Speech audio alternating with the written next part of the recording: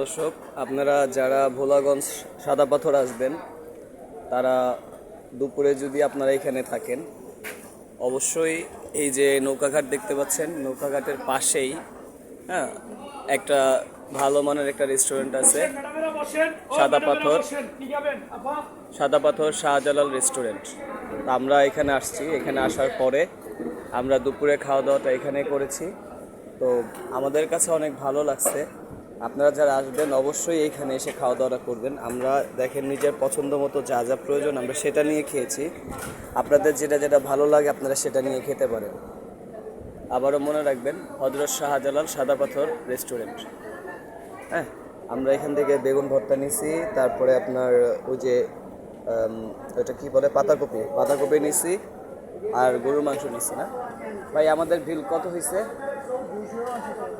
280 টাকা।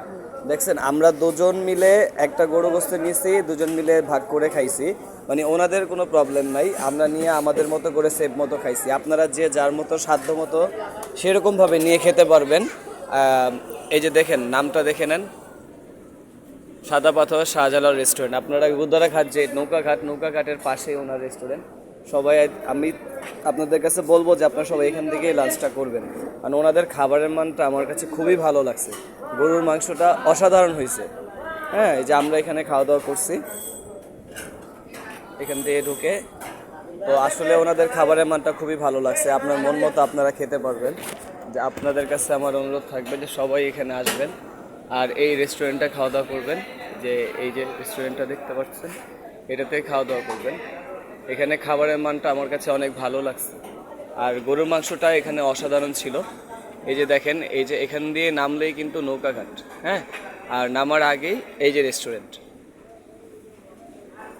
এটাই রেস্টুরেন্ট। হ্যাঁ, তো আপনাদের সকলের কাছে আমি প্রত্যাশা করবো যে আপনারা সকলে এখানেই আসবেন। খাবারের মানটা খুবই ভালো লাগছে আমার কাছে। ধন্যবাদ, আপনারা সবাই আসবেন এখানে। ভালো থাকবেন।